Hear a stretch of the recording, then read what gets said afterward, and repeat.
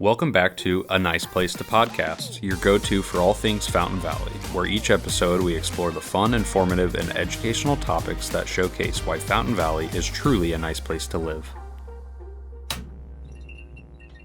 Hello, and welcome back to A Nice Place to Podcast. I'm your mayor, Ted Bui, and I will be your host for Season 2.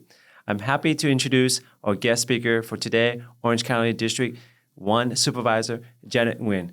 In this episode, Supervisor Nguyen and I will be having a discussion on county initiative and plans for 2025. Well, Supervisor Nguyen, welcome to City of Fountain Valley podcast. And if you would kindly share your incoming, what was your experience? How does it feel being gone for so many years and coming back to our audience, please? Yeah, no, thank you, Mayor. Thank you for having me. It's actually very exciting to be able to do something like this during the week and not have to be traveling up to Sacramento. I've always told people lately, because they ask me, how's the transition between going from the Senate to the county? And what's interesting, haven't served at the County Board of Supervisors. When I went from the county to the Senate, it was a lot easier than from the Senate to the county. So it's a lot of readjusting. I've been gone for about 8 years. And, as you know, we travel to Sacramento every week for 9 months of the year.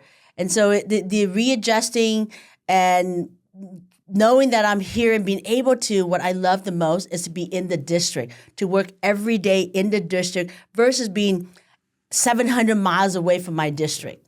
Well, if having said that, then I'm sure not only you love that, but your husband, Tom, and the kids love you because they get to see you more often, right?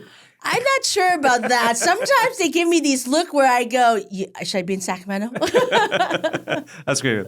All right, my next question for you is, what motivated you to enter to public service and how your experience have shaped your approach to politics?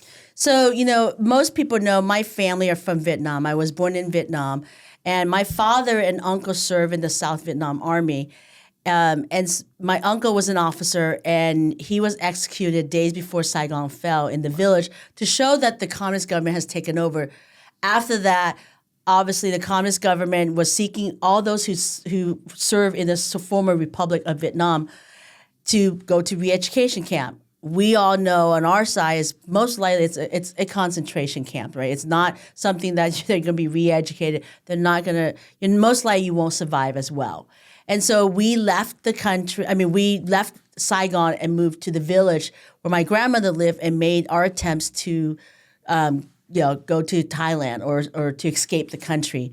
We finally made it to Thailand and was sponsored by a church group and came to California in 1981, and I was 5 years old.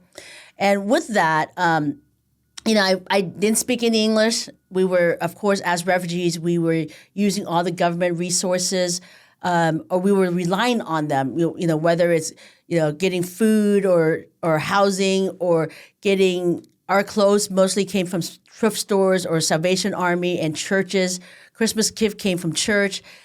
We did a little better. Later on, at around 10 years old, I was actually cleaning houses to make a little bit of money to pay for my school supplies and clothes for school. And then we did a little better years later, and we moved to Orange County. And for those, might have similar stories, but in my family, we had three career choices: doctor, lawyer, or engineer. I was the doctor chosen person in the family, and I pursued a biology pathway, and I went to UC Irvine. Second year in college, though, I had to take I took a social science class to meet my social science credit. At the time, I was working 3 jobs, going to school full time, and the gentleman that was teaching the class, he's a visiting professor. He was the late former chairman of the Board of Supervisors. I had no clue who the supervisor is. I don't even know what that is. And so after class, though, I realized that he sounded important. I still don't understand what that importance is, but he sounds really important. So I asked to intern. 5 hours became 10 hours. 10 hours, became part-time staff. And then 10 years later, I came back as a county supervisor. And most people ask me, well, what happened? How did you change? One thing is, I went back and told my parents I'm going to change my major. And remember, my family came from a communist country. And this is their exact words. It's like, wait a minute. We just escaped the government. Now you're one of them. That hit home, and something I have held with me till today is to remind folks that we in America, our government is different. America's government works for the people, not against the people. And so I made sure that in my time in public service is to prove to my parents that America is very different than a communist government. And so, of course, years later, when President Bush or Senator McCain was running for president for office, and my parents were out there in Westminster holding up signs for them.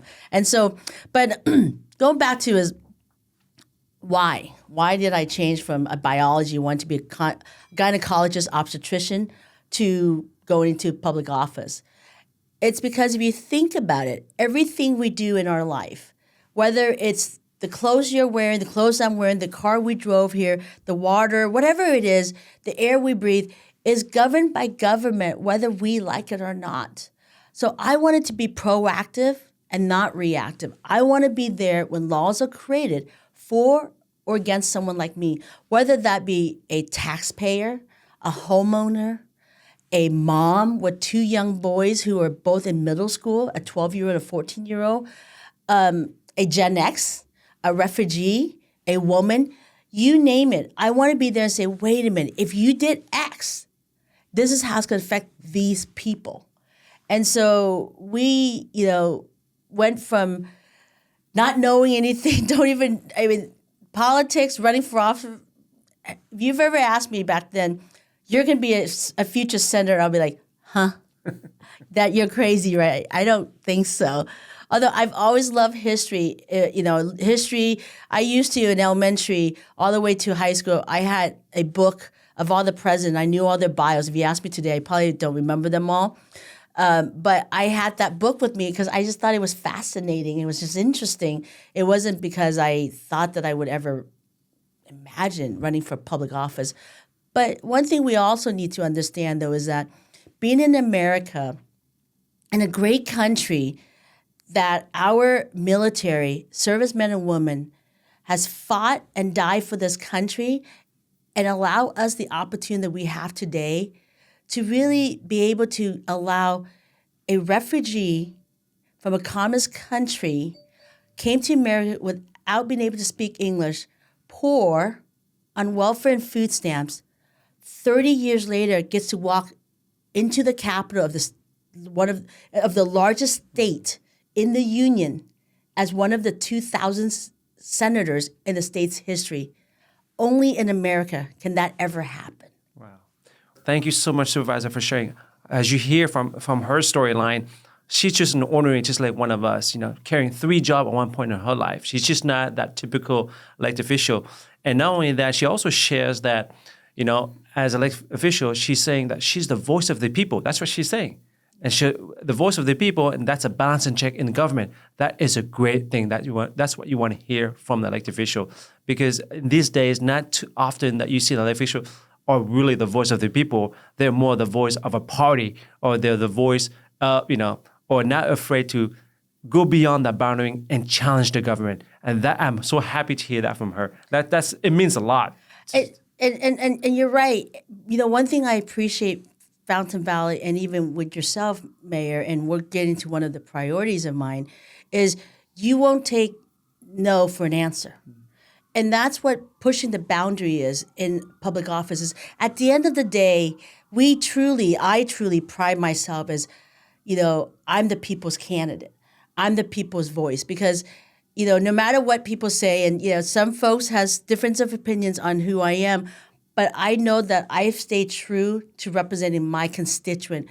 And when I fight, you can't stop me because I'm going to go all the way and I won't blink. I agree with you 100% on that. At least I can speak for myself. I concur with her on the aspect that we are fighting for the people. That's how we got here in the first place, because of the people elect us, and we should do our job is to represent the people. So I really commend you on that, and I look up to you to more leadership in that role. My follow-up question is, can you share some of your priority for our district in 2025? Well, there's a lot, but let me just touch on a few to begin with. One is we want to end corruption at the county. We're not going to allow what has happened to the former supervisor to ever happen again to this county. We're putting in place process and procedures to making sure that county staff knows what is allowed and what's not, and that they can push back. But also, though, still continue to give the flexibility to the county supervisor so that they're able to be effective and to serve their constituents and their district. So we're going through all the contracts that the former supervisor has touched. We're interviewing contractors. We're interviewing former employees. You name it. We're gonna comb everything. We're gonna dot the I's and making sure that all the T's are crossed. So we're gonna bring that out, and every time we find stuff, we will bring it to the public. We'll let them know, and look, it doesn't matter if it's $1,000 or $10 million.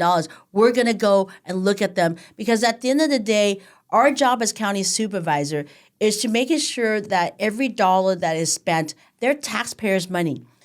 People who has a contract with the county needs to be able to fulfill that obligation. If you can't fulfill your performance with us and you took the money, it's time to give us the money back. If not, we will ask for it. I will have county council. We will take the legal extent of what we allow.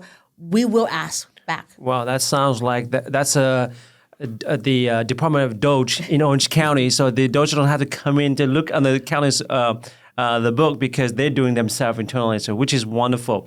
And by looking to that, I assume that in the future you're probably going to come out with certain policy.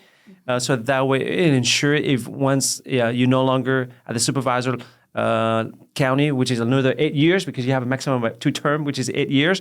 I hope you put certain policy in place that prevent future event to happen like this, so it won't happen again. So the public doesn't have to worry about, oh, great, Supervisor Nguyen has done a great job, but what happened to the next supervisor when she's gone? Are they going to be in this? Are they going to have the same set of goal? Is make sure that every spending of the public fund is accounted for, properly managed?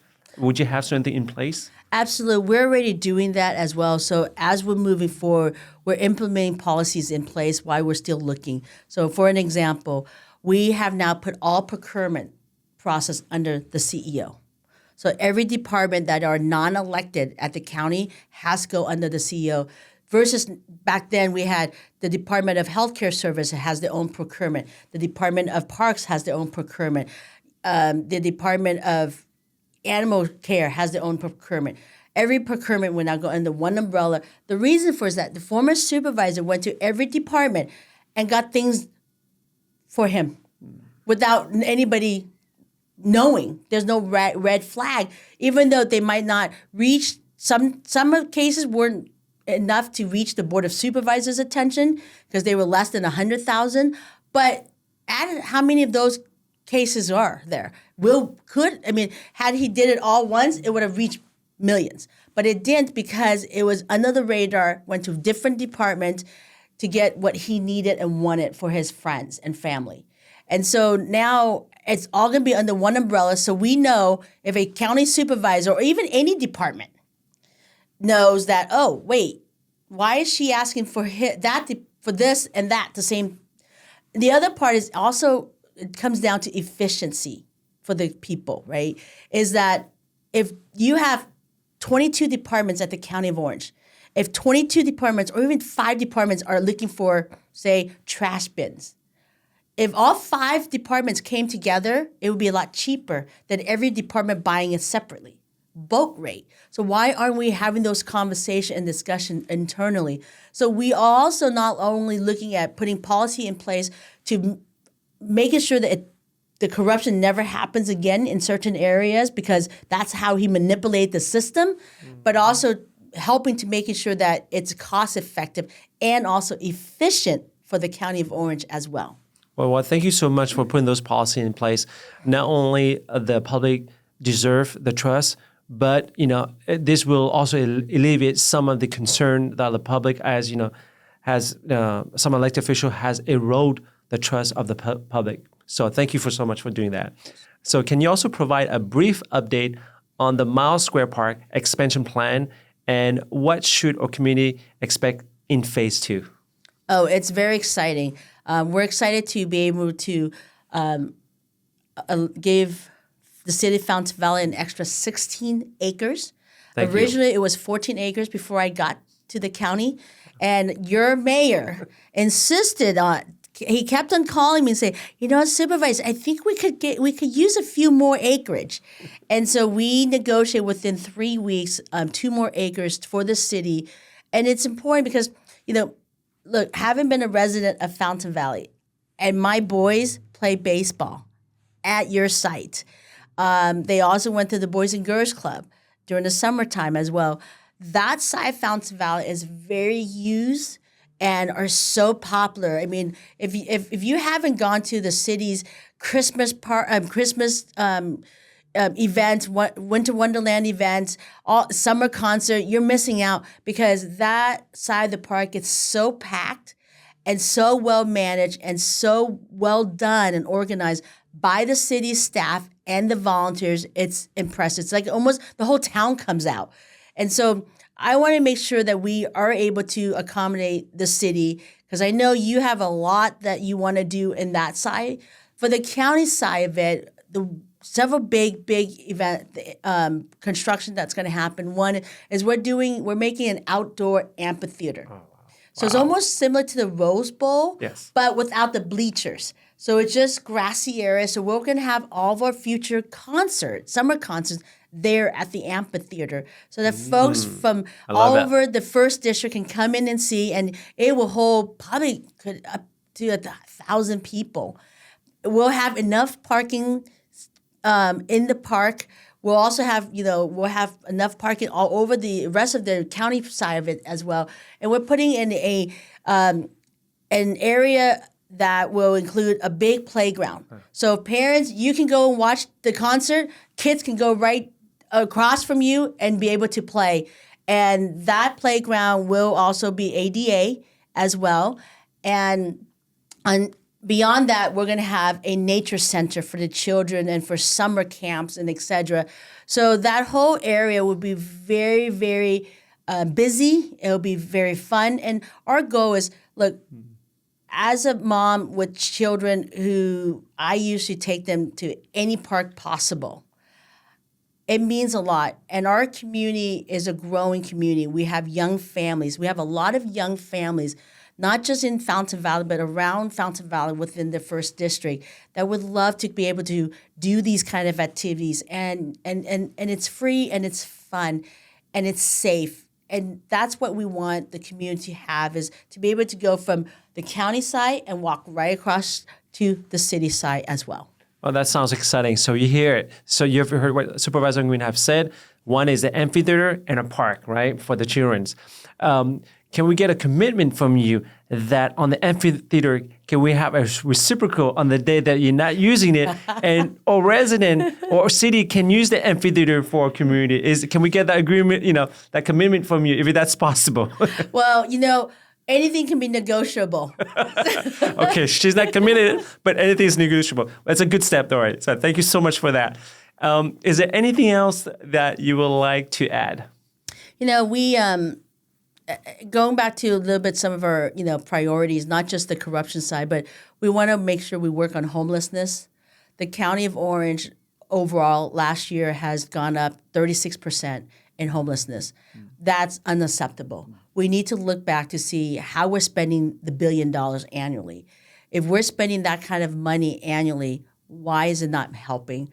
And we need to give the city the tools to making it better. And actually, really comes down to is that you should run your city while the county should be there to aid you. No different when I was in the Senate, I said, county and city should run your county, your city, while the state comes and help. right? Amen to that. I agree with you. Yeah, and so local government is very important, but you also know what type of homeless individual and what you need, whether it's more officers, housing, affordable housing, a navigation center, whatever it is, you should tell us.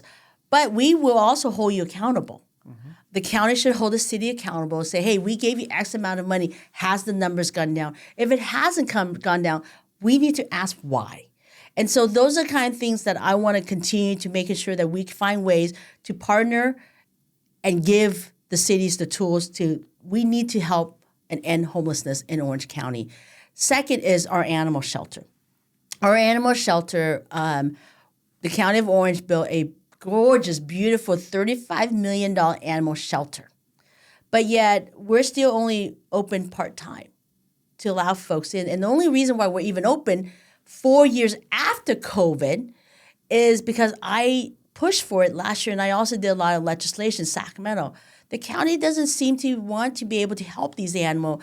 These animals don't have voices. We should be their voice. We have to be their voice. We have to hold the animal shelter accountable on, one, medical record. It became a law that they now have every animal shelter in the state of California, because of my bill signed by the government last year, every shelter now has to have a medical record for all these animals as they're in, and especially when it comes to euthanization, we need to know what the reason for euthanization. Orange County euthanization rate went up to almost 200% at one point. Oh, wow. That's unacceptable. We need to figure out how we can get families to adopt these animals, and we also need to be able to help folks in terms of vaccination, low clinic vaccination, in terms of low clinic costs for neutering and spaying these animals. Because at the end of the day, I mean, we love our family, our dog family. I have a German Shepherd, and they're family. They're not just a dog, or they're not just a cat or a rabbit. My boys at one point had a gecko, and no, I did not touch the gecko. That's the one thing that commitment from the boys is that they can have the gecko, but mommy doesn't touch the gecko, and the gecko doesn't come near mommy, and that was clear. But that was family. They loved the gecko, and they wanted to keep the gecko, and they took care of the gecko. So we need to be these animals' voices, and so I will continue to hold the animal shelter accountable. On top of that, though, I'm working on making sure that we can open the animal shelter all day long, so that people have whatever time you have. If you want to visit the animal shelter just to pet the dogs, just to have, give them some cheers, or, hopefully maybe that moment you might fall in love with one and take one home and be able to adopt it. And so there's so many other things that we're doing. On top of that, we're working with law enforcement, for the sheriff department, the DA, is to holding criminals accountable in Orange County. And we're very blessed to have Sheriff Don Barnes and also District Attorney Todd Spitzer, who will hold criminals accountable in Orange County. And, but on top of that, we have been working with them, especially with Sheriff Don Barnes, on fentanyl issues the last several years. And so those are some of our priorities. Public safety, your family safety is our priority. Being able to go to parks and enjoy the parks, that's what we want to make sure. And also want to make sure that we put in place and end corruption in Orange County. Yeah.